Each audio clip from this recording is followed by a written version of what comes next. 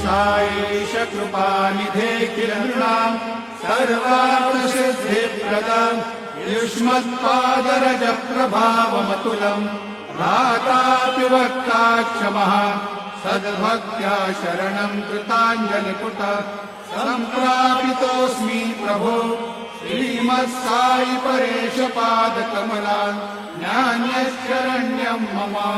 Sai Roopdhar राघवोत्तमम् भक्तकामविबुधद्रुमम् प्रभुम्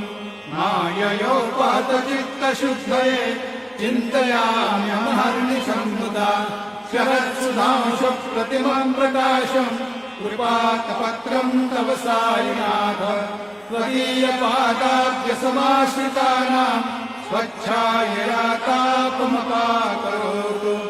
उपासनादैव Sai